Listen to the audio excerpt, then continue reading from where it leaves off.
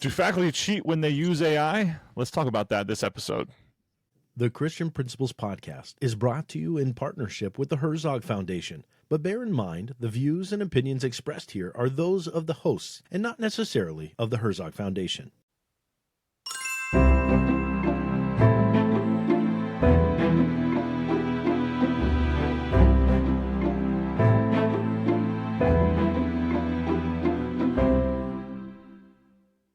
This episode is sponsored by the Herzog Foundation, a powerful partner in equipping Christian school leaders like you. If you're looking to sharpen your leadership and renew your vision, don't miss the Herzog Foundation Institute, a multi-day in-person training experience for Christian school principals and administrators. Held at their state-of-the-art facility in Missouri, as well as all over the country, each cohort dives deep into leadership development, school culture, and mission clarity, all through a biblical lens. You'll grow alongside fellow leaders who understand the challenges and calling of Christian education. And here's the best part. The training, lodging, and meals are completely free. All you have to do is get yourself there. Visit herzogfoundation.com to see upcoming sessions and apply today. It's not just leadership training, it's kingdom work. And as always, tell them that the fellas here at the Christian Principles Podcast sent you. Welcome to the Christian Principles Podcast. I'm Matt George. I'm Mark Zockel. What we want to talk about today would be faculty AI usage policy. Here to do that with us, and the gentleman, the scholar, the head of school, the doctor who brought us this topic to begin with, Dr. David Warren, who joins us again, having previously been on the pod way back in the day. Oh, yeah. Way back in the day. This would have been episode 75 when we talked about free Christian school administration, enrollment, and donor development through the Herzog Foundation. So we're excited to hear back from Dr. David Warren, from David, as we haven't had to do this in a while. But David, are you again okay with us not referring to Matt as grand potentate, master ruler of all, as long as we drop your title as well throughout the episode? We're all good, guys. We're all good. Oh, man. Oh, he's going to get that One of these days, somebody is going to want to refer to me as such. So, all right, David, tell us what brought this to your mind, if you wouldn't mind. Tell us where you are on AI, or just what sparked it. Yeah, so the last couple of years I've done a webinar through AACS on tackling technology. I've done it for a number of years, off and on.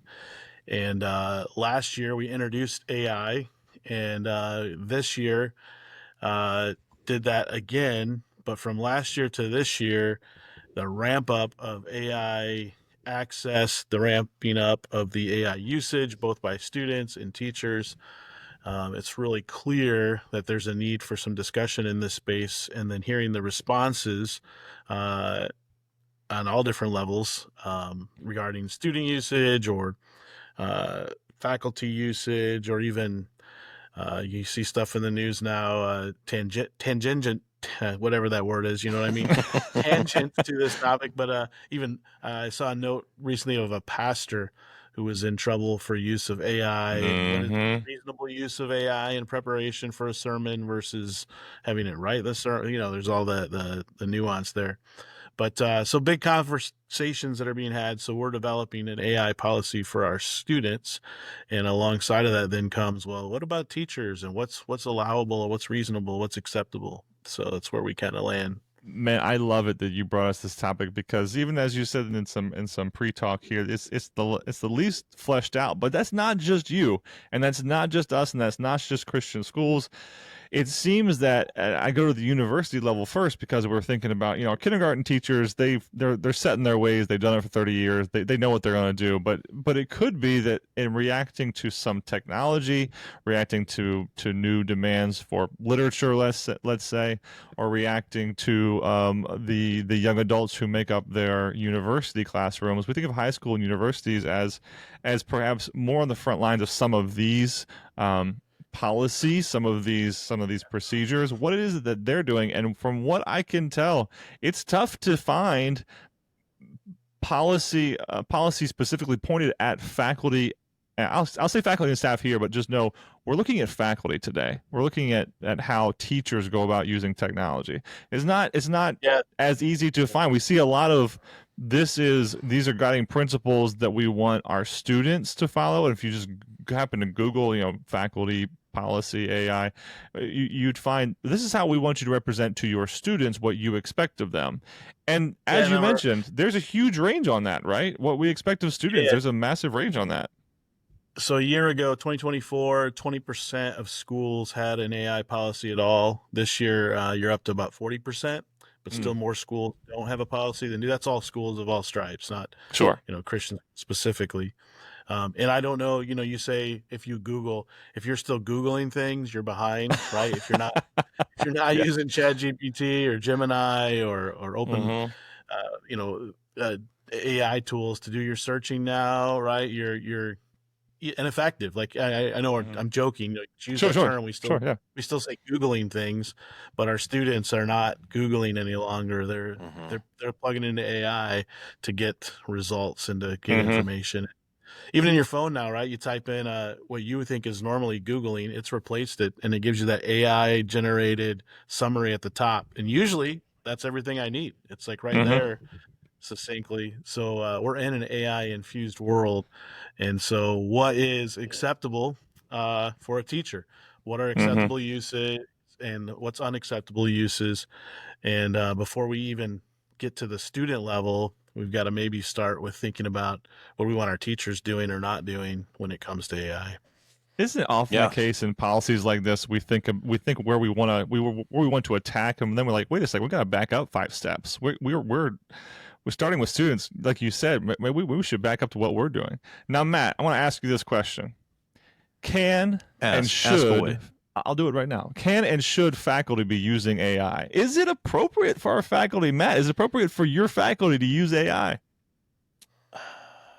It's interesting, and perhaps it is AI related, that prior to us jumping on here and recording this episode, I received an advertisement for an AI product to help transform a teacher's life from preparing a lesson plan in weeks to a matter of minutes, and putting that lesson plan into action. And there is a part of me that's like, man, if teachers don't have to spend that time, think about how great the lessons could be, because now they're spending more of the time in just prepping and executing the plan as opposed to creating it. Yeah, actually teaching. Yeah. I think the word you're searching for is teaching. It's teaching, yeah. But it's interesting to me. Now, granted, you still need teachers to, one, make sure that they're teaching truth. So, the critical thinking on a teaching level of what to include in lesson plans or how to answer student questions is still going to be extremely important and necessary. So that's maybe a very roundabout way to answer your question that, yes, I think using AI is a potential help for our faculty. Should they be using it? Yeah, I think we're still going to need to be giving them boundaries and directions and guidance. I think one of the things in this conversation that we lose sight of is how we got to where we are today.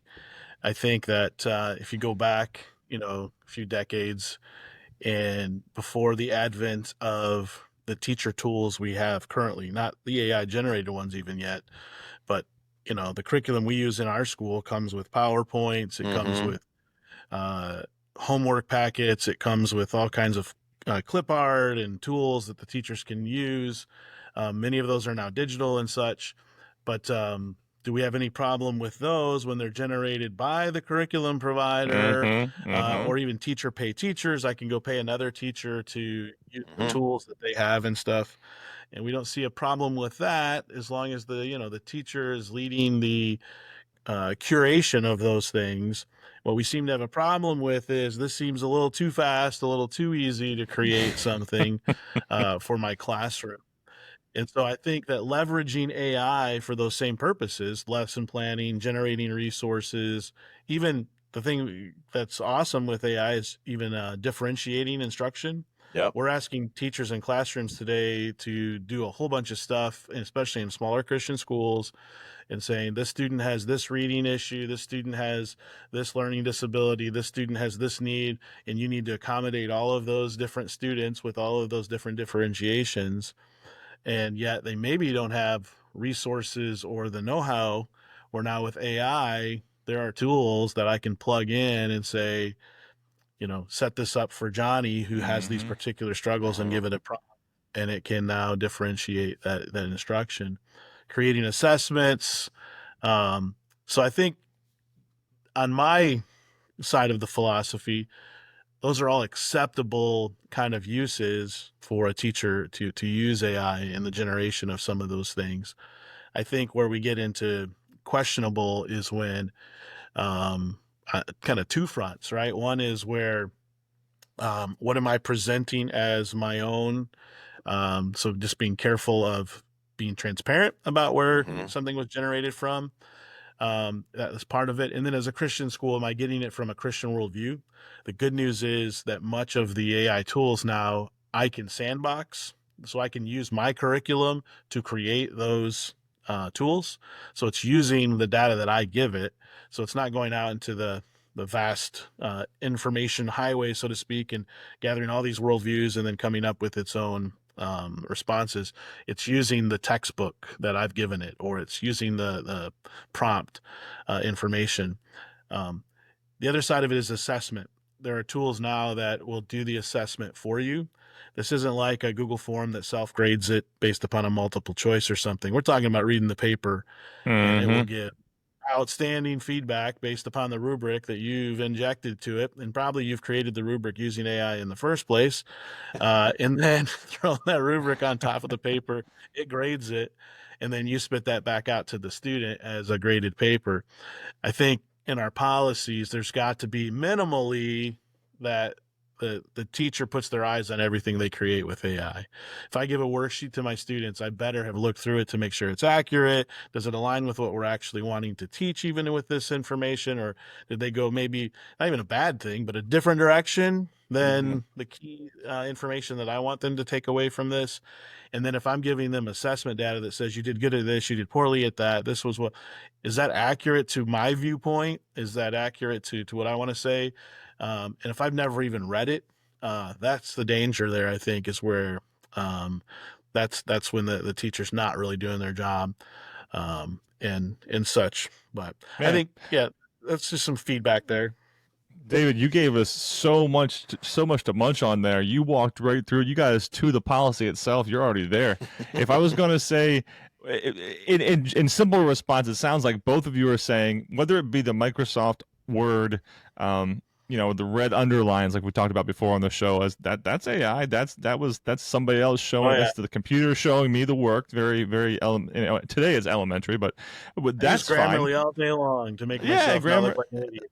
There you go, exactly. So it sounds like both of you are noting that in your schools you are to some level expecting and fine with faculty using AI, but in both of your schools, we're saying we don't right now have guidelines in place for that from the top down. So when we think about some of the most common ways that we're using AI, we're going to skip past what we talked about in prior episodes of some of those really elementary ways, like the Microsoft Word, Grammarly, things like that, even though they're not necessarily elementary in their application. And we know that not everybody uses them, but we do see in reports that more teachers across the board are using AI, and they have in the past. And David, you mentioned a few, and Matt, you mentioned a couple, but I'm going to roll through a list here quickly, and you just tell me when I read it off. You tell me, do you find yourself or anybody in your school using these AI helpers? So first up, teachers use AI to help them write emails to parents and administrators. What do you think? Either one of you? All day long. Now, is that you or your faculty staff, you think? Both, but you said both. I think the key word is help. I think that, I typically generate a skeleton of a letter or an email and say, what's nice about it is I can ask it to, we did a good example. We do a Christmas party every year. And so you send that letter to all your staff, and it's kind of the same, boring. So I said, hey, make this fun, funny, make a lot of Christmas puns and make it humorous and everything. Nice. And, in 30 seconds, it gives me something far better than I would have created in hours.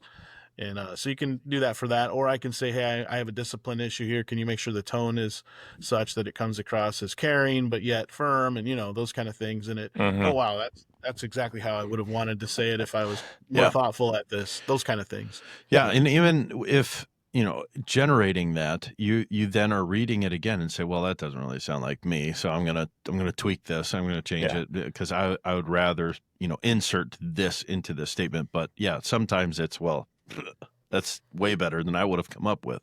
Matt and has you're to saving type time. Matt has to type in, rewrite this like you're 15. You got to misspell a few things for Matt there. Yeah, please. No, my spelling is excellent. Excellent. I got great spelling. All right, next up. Grammarly tells me I'm improving. Oh, good. I'm on that upward trend. Okay, next piece. How teachers use technology to create quizzes and other classroom resources. So assessments and assignments. Do you see that in your schools? Mm-hmm. Yes. Okay. Let's see. Teachers use AI-driven strategies to differentiate. Dave, you talked about this already as a place of strength. Yeah, they're not doing it enough, but it's available to them. I think they're not aware of some of the tools. I don't want to get deep into that because it's a deeper dive, but if you can set up prompts and what they call gems and Gemini and stuff, but you can set it up so that you can reuse it. So you have this kid in your class, and so every time an assignment like this comes up, you're going to have to do the same thing. So you can the idea is kind of save that and apply it multiple times throughout the school year and really benefit the teacher and the student to very quickly do the differentiation that you couldn't even do before.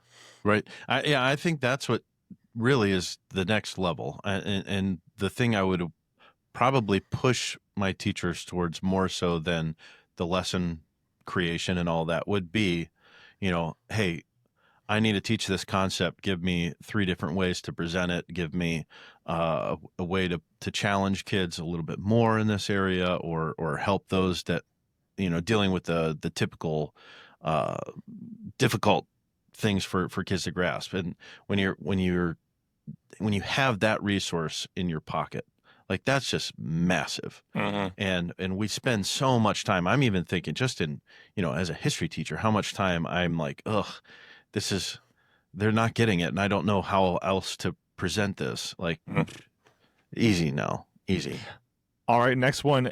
Teachers are using AI to align lesson plans with standards. Now, perhaps, depending on where you are and what you're doing, standards may or may not be a native part of all those our listeners' lesson plans. We have no standards here, Mark. We have no standards. We do whatever, man. We do whatever we want. It doesn't matter at all. No objectives, no standards.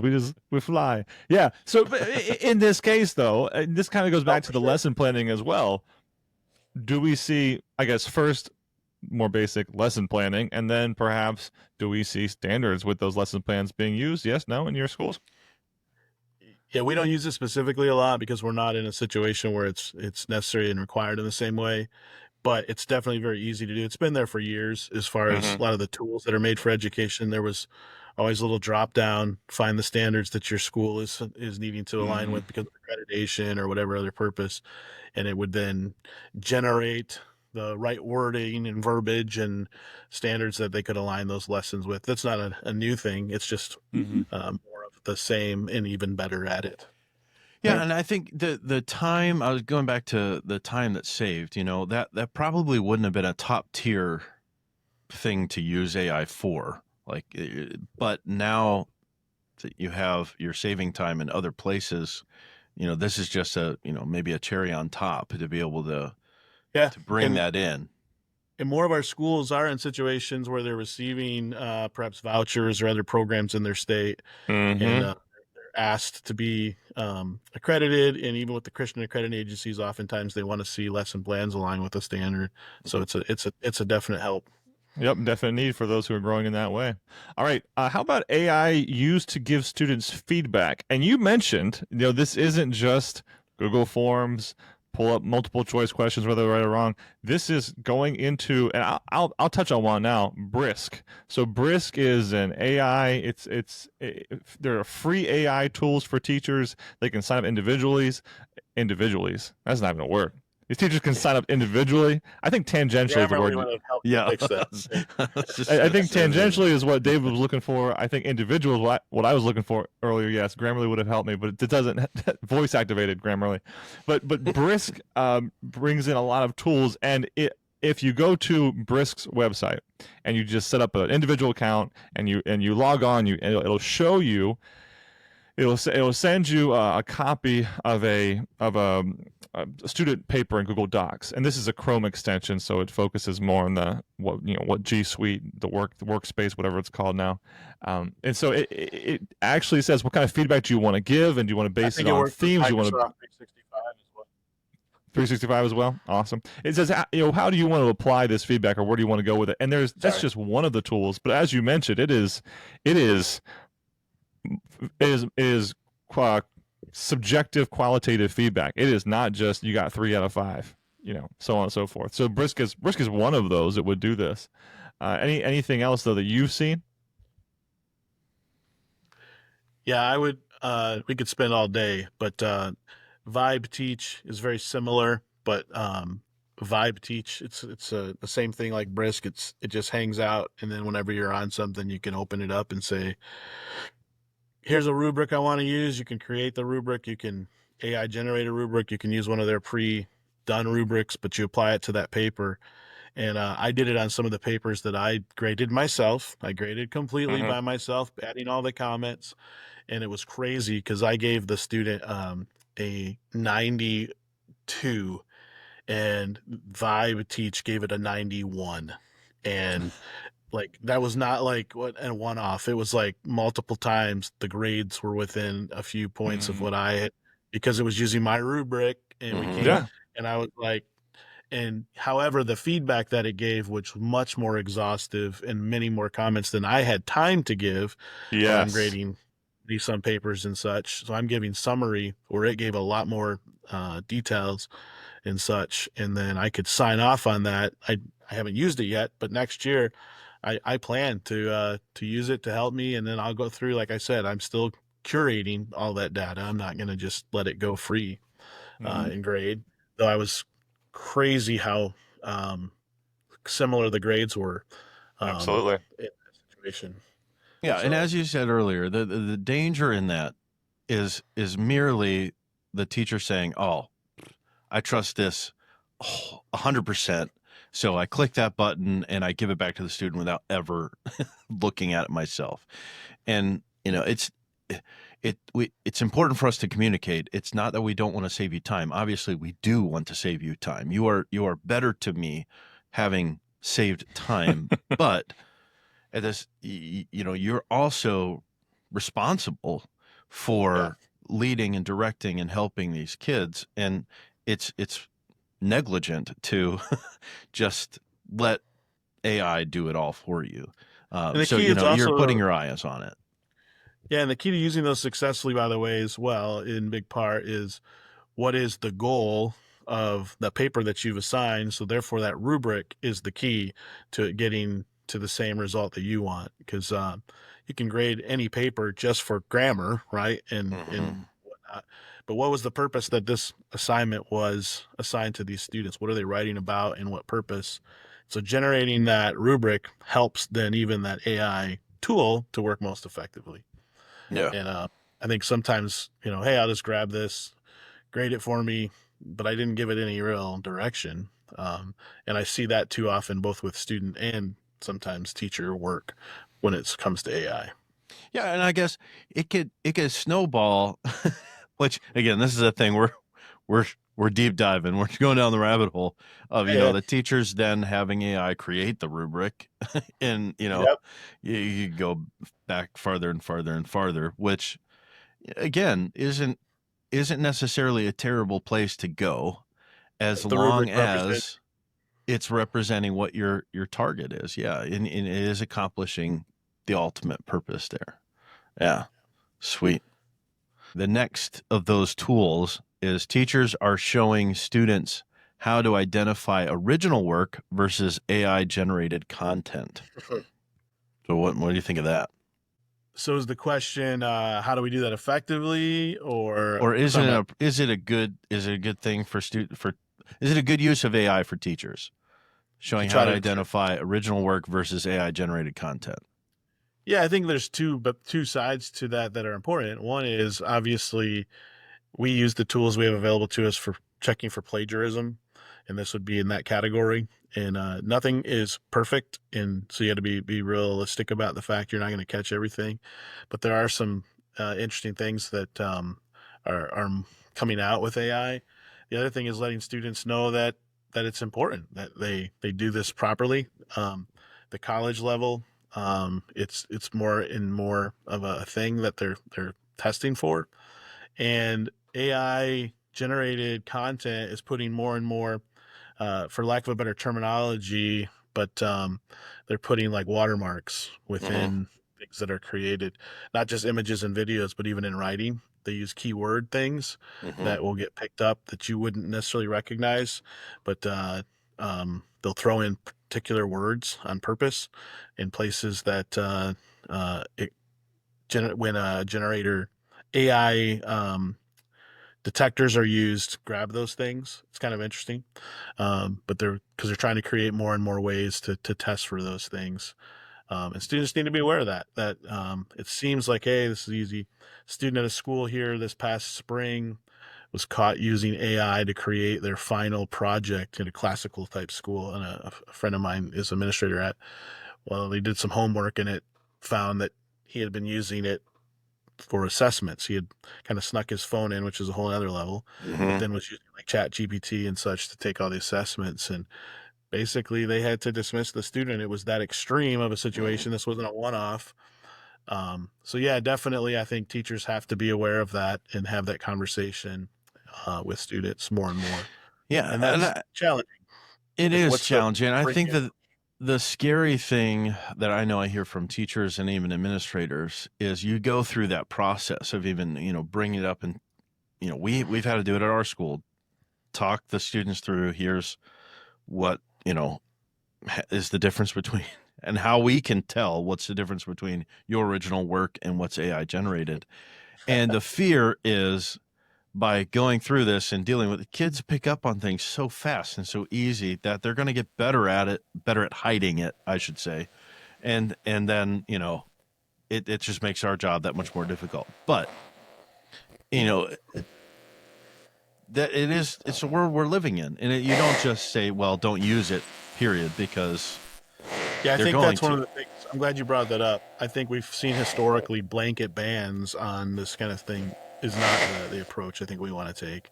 We need to take a wise approach and ethical approach, preparing students to use it well, not ignoring it, and of course not a everything goes kind of situation, and kind of growing in it together.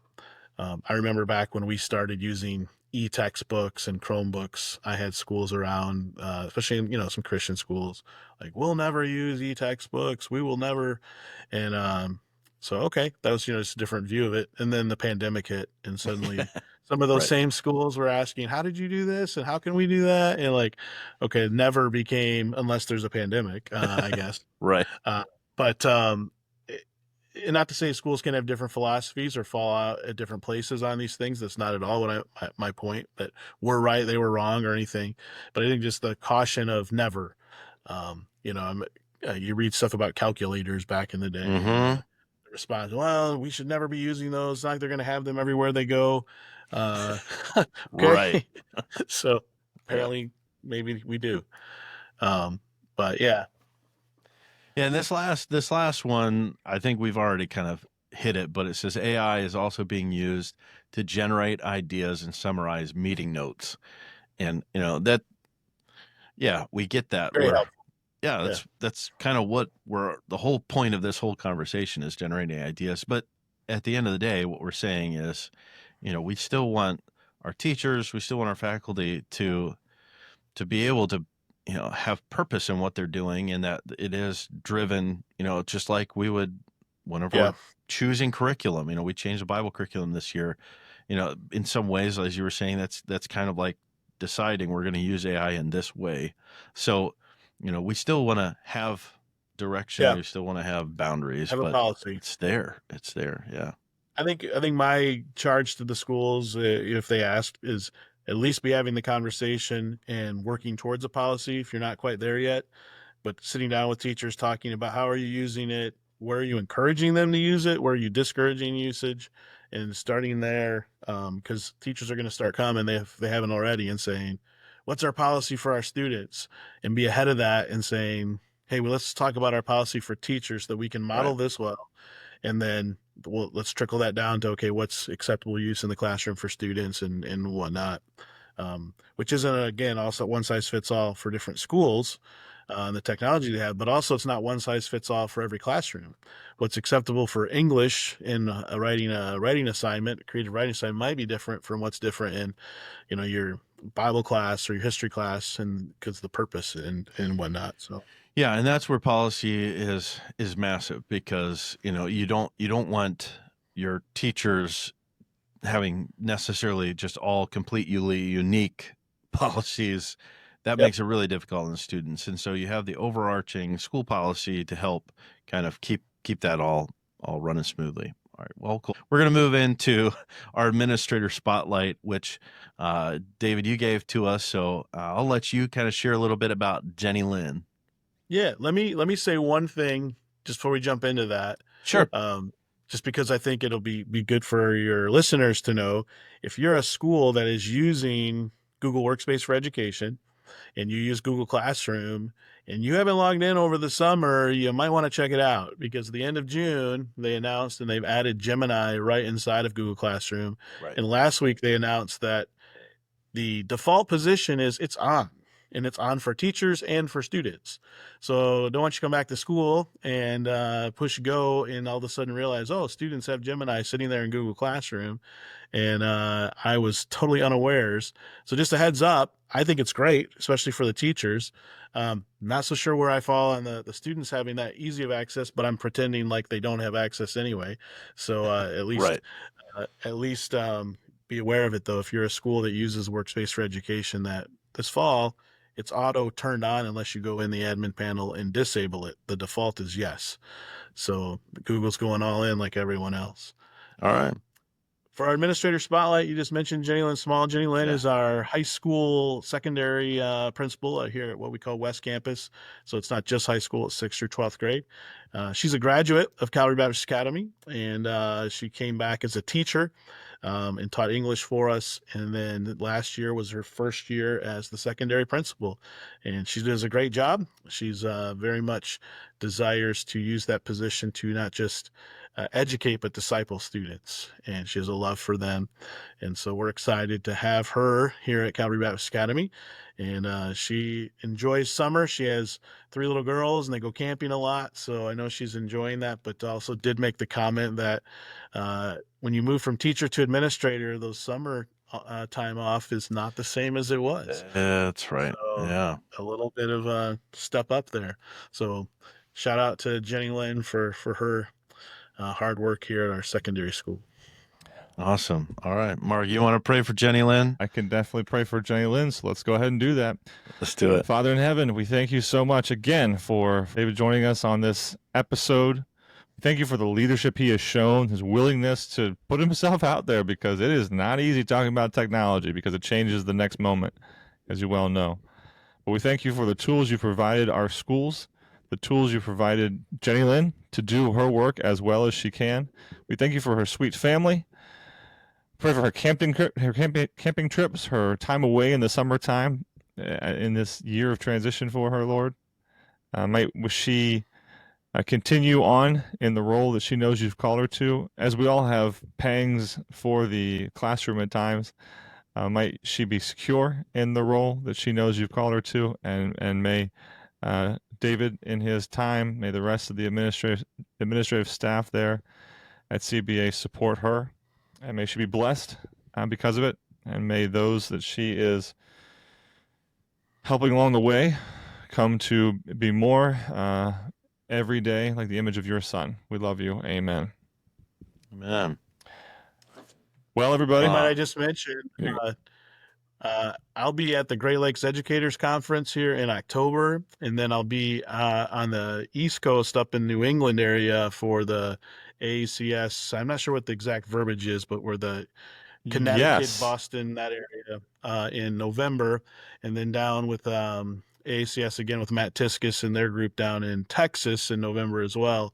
And these topics are on the docket. So if we want to talk more, and by then, who knows what will have changed in the AI world.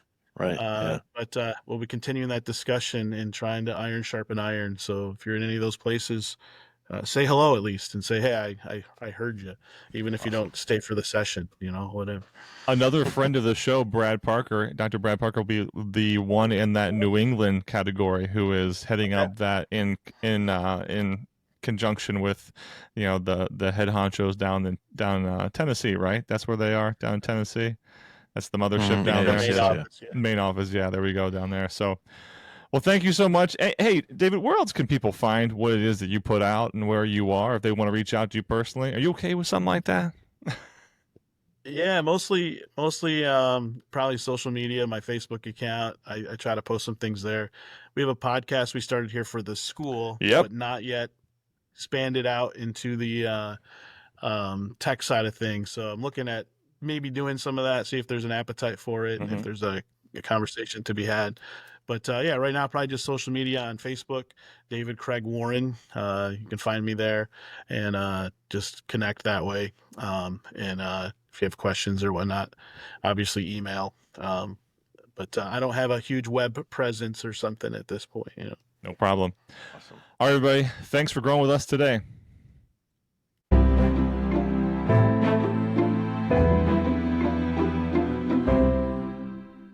Before you go, please be sure to hit that follow button on Apple Podcasts or Spotify. Also, on Spotify, be sure to tap the star icon near the top and select the number of stars you'd like to give us. We'd be so grateful for 5. On Apple Podcasts, scroll down to the ratings and review section and then tap write a review to share your thoughts of the podcast. Thank you.